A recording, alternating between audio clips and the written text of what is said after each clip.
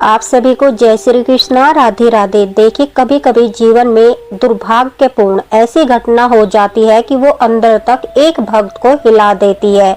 जैसा कि हम सभी जानते हैं, हम सभी लड्डू गोपाल की सेवा करते हैं और गलती के कारण कभी लड्डू गोपाल की मूर्ति खंडित हो जाए। ठाकुर जी ना करे कि ऐसा कभी किसी भक्त के साथ हो, लेकिन यह जीवन है और जीवन में उतार चढ़ाव होते रहते हैं। इसलिए कभी अगर गलती से किसी कारणवश लड्डू गोपाल जी का विग्रह कहीं से खंडित हो जाए तो हमें क्या करना होगा, क्या करना चाहिए और क्या नहीं करना चाहिए, किस तरह से लड्डू गोपाल का विग्रह खंडित होने पर हमें उसे विसर्जित करना पड़ता है और किस तरह से लड्डू गोपाल का विग्रह जो है खंडित होने के बाद दोबारा से ठीक कराकर हम सेवा कर सकते हैं। साथ ही साथ क्या करने से जो है जीवन में परेशानियां नहीं आएगी, इन सभी बातों का उत्तर लेकर आज इस लीला कथा में बहुत बड़ा मार्गदर्शन होने वाला है। देखिए, कुछ समय पहले हमारे पास एक कमेंट आया था, बड़ा ही विचित्र कमेंट था। हमारे पास एक लड्डू गोपाल भक्त शारदा जी ने कमेंट किया कि उनके लड्डू गोपाल की जो है चोटी टूट गई है, साथ ही में गर्दन पर भी हल्की सी स्क्रैच आ गई है। उनके लड्डू गोपाल का जो विग्रह है वो खंडित हो चुका है। क्या उन्हें ठीक कराकर दोबारा से चोटी लगवाकर लड्डू गोपाल की सेवा करनी चाहिए या फिर नए लड्डू गोपाल लाकर उन्हें सेवा करनी चाहिए? वो काफी ज्यादा जो है दुविधा में थी, उन्हें कुछ भी समझ नहीं आ रहा था। तभी हमने उन्हें शास्त्रों के अनुसार जो बताया उसके बाद उन्होंने वही किया। मैं आगे आपको सारी उनकी लीला कथा भी बताऊंगी कि उनके साथ फिर क्या हुआ। उससे पहले मैं आपको बता देती हूँ कि देखिए, अगर लड्डू गोपाल जी का हाथ, पैर या फिर कोई उंगली वगैरह उनकी खंडित हो जाती है तो हम लड्डू गोपाल जी के विग्रह को फिर से जोड़कर उनकी पूजा पाठ आराधना पूरी श्रद्धा और विश्वास के साथ दोबारा से शुरू कर देते हैं। यही भाव मानकर कि अगर हमारे बच्चे को चोट लग जाती तो क्या हम अपने बच्चे को जो है विसर्जित कर देते, घर से भगा देते। यही भाव मन में करके हम दोबारा से लड्डू गोपाल जी के विग्रह को ठीक कराकर उनकी सेवा करने लगते हैं और यह बिल्कुल सही है, हमें ऐसा ही करना चाहिए। लेकिन कुछ परिस्थितियों में हम लड्डू गोपाल जी के विग्रह को ठीक कराकर जो है दोबारा सेवा नहीं कर सकते। हमें उस परिस्थिति में उन्हें विसर्जित ही करना होता है और किस प्रकार से विसर्जित करना है और किन परिस्थितियों में विसर्जित करना है वो भी मैं आपको बताने जा रही हूँ। उससे पहले मैं बताती हूँ, जो सबसे पहला सवाल उठता है कि अब क्या करें। आज हम शास्त्र के अनुसार जानेंगे कि ऐसी स्थिति में सही मार्ग क्या होता है। देखिए, सबसे पहले एक बात समझ लीजिए, यह कोई अपशगुन नहीं होता। भगवान दुर्घटनाओं से नाराज नहीं होते। ठाकुर जी जो है वो भावना देखते हैं, गलती नहीं देखते। कोई भी भक्त जानबूझकर ठाकुर जी के विग्रह को चोट नहीं पहुंचाएगा। कोई भी भक्त जानबूझकर ठाकुर जी के विग्रह को खंडित नहीं करेगा। और अगर किसी भक्त के विग्रह खंडित हो जाते हैं तो उसके मन को जो दुख होता है, जो पीड़ा होती है, उसका अनुभव हम सब कर सकते हैं। सबसे पहली बात तो यह है कि ठाकुर जी इससे नाराज नहीं होते और न ही कोई अपशगुन होता है। शास्त्र कहते हैं कि जब मूर्ति खंडित हो जाती है तो उसमें जो प्राण होते हैं सूक्ष्म रूप से निवास छोड़ देते हैं। जैसा कि हम लड्डू गोपाल जी के विग्रह को घर में स्थापित करते हैं, उनमें प्राण प्रतिष्ठा करते हैं, तो उस समय ठाकुर जी जो है अपनी शक्ति को सूक्ष्म रूप में जो है विग्रह में छोड़ देते हैं। इसका अर्थ यही होता है कि जब विग्रह खंडित होता है तो उस विग्रह से वो शक्ति चली नहीं जाती, यानी भगवान हमें छोड़कर नहीं जाते, बल्कि उस मूर्ति की, जिस विग्रह की पूजा हम विधि से करते हैं, उनमें कुछ नियम लगते हैं। ऐसी स्थिति में सबसे पहले हाथ जोड़कर तुरंत उसी समय हमें घबराना नहीं चाहिए। ठाकुर जी से हाथ जोड़कर प्रार्थना करनी चाहिए, क्षमा याचना करनी चाहिए कि हे प्रभु, हे ठाकुर जी, यह भूलवश हमारे से गलती हुई है, यह अपराध हुआ है, हमें क्षमा कीजिए। घबराना नहीं है, भगवान जी से, ठाकुर जी से क्षमा मांगनी है। आपके मन में डर नहीं बल्कि भक्ति होनी चाहिए। अब प्रश्न आता है कि खंडित मूर्ति का क्या करें, मतलब जो लड्डू गोपाल जी का विग्रह है, अगर उनकी चोटी या फिर गर्दन में से ठाकुर जी का विग्रह खंडित हो गया है या फिर जहाँ पर हृदय होता है, धड़कन होती है, वहां से ठाकुर जी का जो है विग्रह खंडित हो गया है,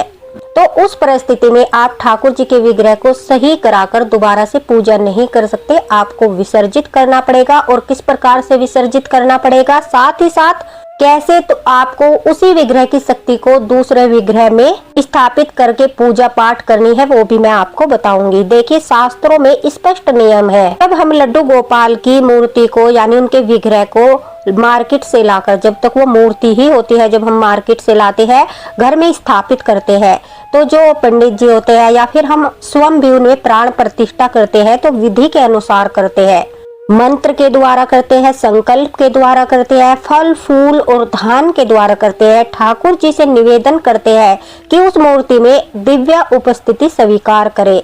यहाँ प्राण प्रवेश का अर्थ सांस जैसा प्राण नहीं होता, बल्कि चेतना, चैतन्य और दिव्य शक्ति का आवाहन होता है। और इस क्रिया के जो यह प्रक्रिया होती है प्राण प्रतिष्ठा की, तो ध्यान से सुनिए, इसके 3 मुख्य केंद्र माने जाते हैं। सुनिए, जब हम लड्डू गोपाल की प्राण प्रतिष्ठा करते हैं, उनके अंदर जो है ठाकुर जी के विग्रह में दिव्य शक्तियां प्रवेश करती है, जो ठाकुर जी की सूक्ष्म शक्तियां है प्रवेश करती है, जिनकी सेवा करने से, आराधना करने से ठाकुर जी प्रसन्न होते हैं। तो वह शक्तियां कहाँ से प्रवेश करती है? पहला होता है हृदय स्थान, इसे प्राण का मुख्य आसन कहा गया है। जो पंडित जी या फिर हम सभी ठाकुर जी की स्थापना करते हैं तो मूर्ति के हृदय पर स्पर्श करके मंत्र पढ़ते हैं, जिसका अर्थ है कि यहाँ भगवान की जीवंत उपस्थिति स्थापित हो गई है। तो जो सबसे पहला स्थान है वो है हृदय, जहाँ पर धड़कन चलती है, हृदय स्थान माना गया है। दूसरा स्थान है नेत्र, चेतना और दर्शन का प्रतीक। जब नेत्र पर हम लाल रंग की पट्टी बांधकर ठाकुर जी को प्राण प्रतिष्ठित करने के लिए गेहूं, धान या फल में विश्राम कराते हैं, उसके बाद नेत्रों मिलन किया जाता है, यानी जो पट्टी खोली जाती है, इसका संकेत है कि भगवान अब भक्तों को देख रही है और भक्त भगवान का दर्शन कर सकते हैं, यानी लड्डू गोपाल का दर्शन कर सकते हैं। ठाकुर जी जो है अपने भक्तों को देख रहे हैं, इसे नेत्रों मिलन कहा जाता है। तो दूसरा स्थान जो होता है प्राण प्रतिष्ठा का, वो होता है नेत्र। तीसरा स्थान होता है मस्तक, दिव्य शक्ति और ज्ञान का केंद्र होता है, जो ठाकुर जी के आशीर्वाद का प्रतीक होता है, लड्डू गोपाल के आशीर्वाद का प्रतीक होता है। तो इस पूरी प्रक्रिया के दौरान हमारे ठाकुर जी में प्राण आ जाते हैं, वो प्राण प्रतिष्ठित हो जाते हैं। इससे भक्त के मन में भी भाव उत्पन्न हो जाता है कि यह हमारे ठाकुर जी का, हमारे लड्डू गोपाल का साकार रूप है और वो सकारात्मक ऊर्जा का आभास करते हैं। देखिए, सबसे सुंदर बात क्या होती है, जो हमारे ठाकुर जी होते हैं लड्डू गोपाल, वो उस विग्रह में कैद नहीं होते, वे भक्त की श्रद्धा में भी प्रकट होते हैं। प्राण प्रतिष्ठा जो है विग्रह की नहीं, भक्त के विश्वास को जागृत करती है। एक भक्त की श्रद्धा जो है विग्रह से जुड़ जाती है, और जो है मूर्ति हम जो विग्रह बाजार से लेकर आते हैं, मार्केट से लेकर आते हैं, वो मंदिर में हमारे ठाकुर जी बन जाते हैं और वही स्थान हमारा तीर्थ स्थान बन जाता है। इसलिए प्राण प्रतिष्ठा का असली अर्थ होता है भगवान को स्थिर करना, मन को पवित्र करना और ठाकुर जी को अपने घर में, अपने जीवन में, अपने परिवार में स्थान देना। इस प्रकार से प्राण प्रतिष्ठा की जाती है। अब बात करते हैं, अगर गर्दन से या फिर चोटी टूट जाए या गर्दन टूट जाए या फिर हृदय पर ठाकुर जी के सीधा हृदय पर चोट लग जाए, तो उस परिस्थिति में ठाकुर जी के विग्रह को दोस्तों विसर्जित किया जाता है। उन्हें दोबारा से ठीक कराकर हम पूजा पाठ नहीं कर सकते, क्योंकि वो पूरी तरह से विग्रह को खंडित माना जाता है। लेकिन अगर हाँ हाथ, पैर या फिर उंगली वगैरह ठाकुर जी की खंडित हो जाए तो हम दोबारा से ठीक कराकर उनकी सेवा कर सकते हैं। लेकिन चोटी या गर्दन से या हृदय से अगर लड्डू गोपाल जी का विग्रह खंडित हो जाए तो उस परिस्थिति में हमें ठाकुर जी का विसर्जन करना ही पड़ता है। और विसर्जन किस प्रकार से किया जाता है वो भी मैं आपको बता देती हूँ। हमें सीधे सीधे ठाकुर जी की मूर्ति को विसर्जित नहीं करना है। सबसे पहले हमें ठाकुर जी से क्षमा याचना करनी है, उनसे माफी मांगनी है। उसके बाद जो है हमें समय निकालकर ठाकुर जी का दूसरा विग्रह लाना है, ताकि जो चेतना, जो शक्ति हमारे ठाकुर जी के पहले विग्रह में है, जैसा कि मैंने बताया है कि ठाकुर जी विग्रह में कैद नहीं होते। जिस समय इस तरह से गर्दन से या चोटी से या हृदय से ठाकुर जी का विग्रह खंडित हो जाता है, तो जो चेतना है, जो शक्ति है, हमने मंदिर में जहाँ स्थान बनाया है वहीं पर रहती है। तो उस परिस्थिति में हम ठाकुर जी का नया विग्रह लेकर आते हैं, ठाकुर जी का सुंदर सा दूसरा विग्रह लेकर आते हैं। मन बहुत दुखता है, लेकिन यह करना अनिवार्य होता है। और जीवन में ऐसी परिस्थिति किसी के न आए। अगर किसी कारणवश ऐसी परिस्थिति आ जाए तो पहले ही ठाकुर जी बहुत बड़ा मार्गदर्शन कर रहे हैं। तो दोस्तों, उस परिस्थिति में आपको विग्रह लेकर आना है। उसी प्रकार से आपको जो है वहीं पर पुराने विग्रह को लाल कपड़े में लपेटकर अच्छे से आपको पुराने विग्रह का भी हल्का सा श्रृंगार करना है और लाल वस्त्र में लपेटकर आपको वहीं पर पुराने विग्रह को भी रखना है और नए विग्रह को फिर से आपको फूल और अनाज में विश्राम कराना है और ठाकुर जी से प्रार्थना करनी है कि हे ठाकुर जी, जो चेतना, जो सूक्ष्म शक्ति आपकी हमारे पुराने विग्रह में थी, जिसकी मैं इतने दिनों से सेवा कर रहा था या कर रही थी, वह पुनः से आपके इस नए विग्रह में स्थापित हो जाए। मुझसे जो गलती हुई है उस भूल को माफ कीजिए और दोबारा से मुझे अपनी सेवा का मौका प्रदान कीजिए। इस प्रकार से क्षमा याचना करते हुए दूसरे विग्रह की आप प्राण प्रतिष्ठा कर लीजिए। प्राण प्रतिष्ठा करने के पश्चात आप जो आपकी मूर्ति, जो विग्रह खंडित हो गया था लड्डू गोपाल का, उसे आदर पूर्वक आपको न कहीं पेड़ के नीचे रखना है, न कहीं मंदिर में रख कर आना है। आपको इधर उधर नहीं डालना है। प्रतिष्ठा करने के पश्चात आपको अपने पुराने विग्रह को जो है विसर्जित करना है। किसी लाल कपड़े में लपेटकर पूरी विधि के अनुसार सम्मान पूर्वक आपको बहते हुए जल में आपको विसर्जित करना है। आपके पास जहाँ कहीं पर भी साफ स्वच्छ नदी बहती हो, वहीं पर आपको ठाकुर जी का विग्रह विसर्जित करना है। अगर किसी कारणवश आप नदी के पास नहीं जा सकते, आपके आसपास नदी नहीं है, उस परिस्थिति में क्या करना है, कोई पीपल का पेड़ या फिर बरगद का पेड़ होता है जहाँ पर, वहां पर खुले में आपको जो है नहीं रखना है मूर्ति को, आपको भूमि विसर्जन करना है। जैसा कि थोड़ा सा आपको वहां से मिट्टी हटाकर उस भूमि में ठाकुर जी के विग्रह को विसर्जित कर देना है। यानी उस परिस्थिति में आपको भूमि विसर्जन करना है। लेकिन जल विसर्जन सबसे शुद्ध और पवित्र विसर्जन माना जाता है। शास्त्रों में भी हो सके तो आप जल विसर्जन ही कीजिए। इस प्रकार से प्राण प्रतिष्ठित करने के बाद दूसरे विग्रह को, उसके बाद ही आपको ठाकुर जी के विग्रह को विसर्जित करना है। और किस परिस्थिति में करना है वो भी मैंने आपको बता दिया है। अगर हाथ पैर या उंगली वगैरह ठाकुर जी की टूट जाती है, खंडित हो जाती है, तो हम ठीक कराकर दोबारा से पूजा पाठ कर सकते हैं। लेकिन अगर हृदय से या फिर गर्दन से या चोटी से ठाकुर जी का विग्रह खंडित हो जाता है, तो उस परिस्थिति में जैसे मैंने बताया है उसी प्रकार से आप जो है प्राण प्रतिष्ठा करके दूसरे विग्रह की दोबारा से सेवा शुरू कीजिए। इससे न तो आपको कोई दोष लगता है, न ही कोई आपके साथ अपशगुन होता है, न ही ठाकुर जी नाराज होते हैं और न ही जीवन में आपके कोई परेशानी होती है।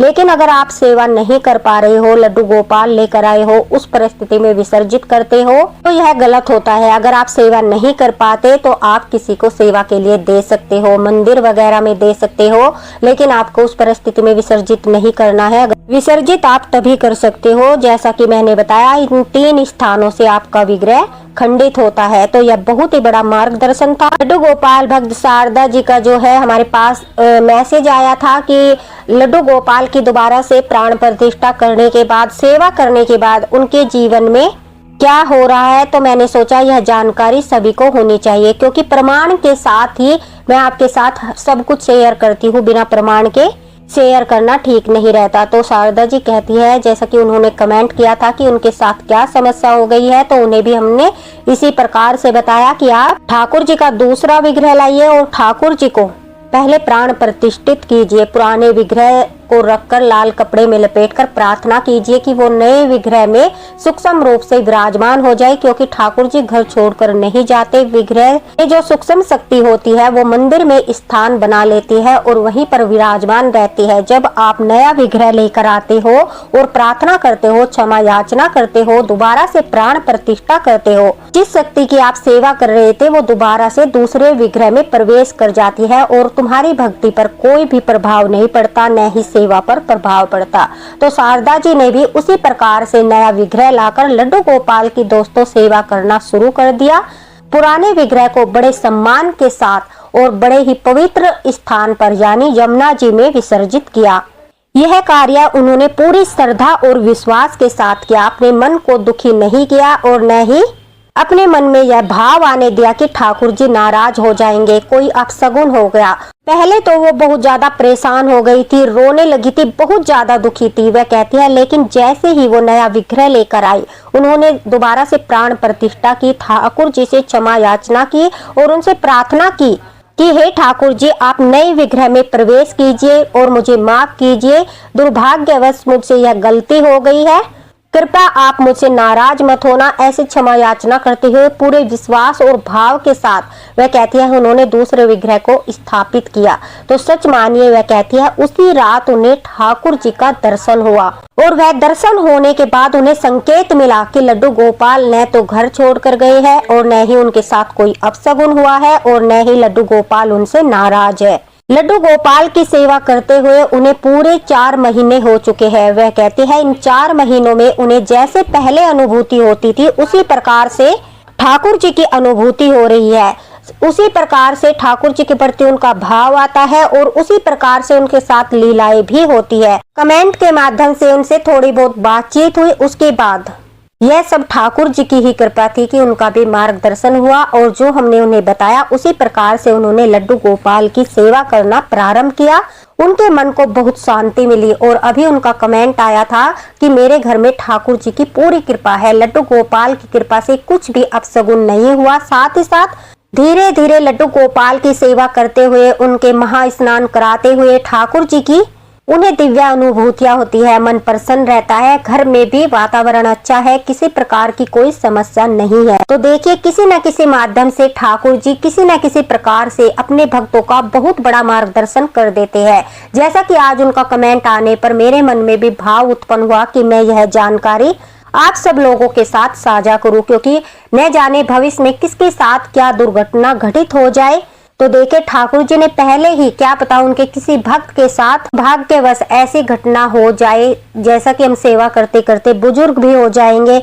ठाकुर जी के बड़े विग्रह भी होते हैं और किसी कारणवश अगर ऐसी गलती हो जाती है, अगर भूल हो जाती है, तो हम घबराए नहीं, डरे नहीं और नहीं ठाकुर जी से हमारा विश्वास डगमगाए। पूरी श्रद्धा और विश्वास के साथ इसी प्रकार से हम ठाकुर जी की सेवा लगातार करते रहे। उसके लिए पहले ही न जाने किस भक्त का मार्गदर्शन आज ठाकुर जी ने स्वयं ही कर दिया है। न जाने किस भक्त के लिए आज ठाकुर जी ने यह लीला कथा शेयर कराई है, न जाने किस भक्त तक यह लीला कथा पहुंचेगी कि उसका मार्गदर्शन हो जाएगा।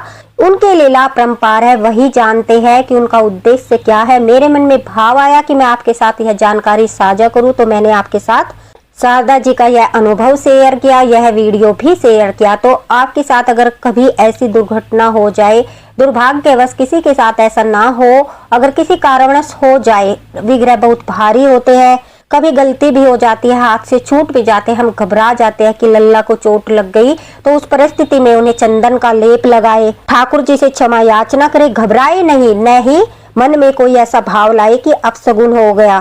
पूरा श्रद्धा और विश्वास को अटूट रखते हुए क्षमा याचना करे, उन्हें चंदन का लेप लगाए, उनकी देखभाल करे, हल्दी वाला दूध पिलाए, केसर का दूध पिलाए। ऐसा ही भाव रखे कि यह गलती के कारण हुआ है और अपनी श्रद्धा और विश्वास को बनाए रखे, डगमगाने न दे। उसी भाव के साथ पूजा करते रहे, मन में शंका न करे। फिर देखना ठाकुर जी कभी नाराज नहीं होंगे, क्योंकि लड्डू गोपाल जो है, ठाकुर जी जो है, वो हमारा भाव देखते हैं और हमारी गलतियों को माफ भी करते हैं। तो देखिए, अगर आपसे कोई गलती या भूल हो जाती है तो उनसे माफी मांगकर दोबारा से जब भी आपका कभी मार्गदर्शन हो जाए उस भूल को सुधार लेना चाहिए, क्योंकि ठाकुर जी अपने भक्तों के गुरु भी है, वो समय समय पर मार्गदर्शन भी करते हैं। अगर किसी कारणवश आपसे भूल हो जाए तो माफी मांगकर अपनी भूल को सुधार लेना चाहिए और उसी श्रद्धा विश्वास के साथ सेवा करते रहना चाहिए। देखना, लड्डू गोपाल की कृपा हमेशा आपके परिवार पर बनी रहेगी।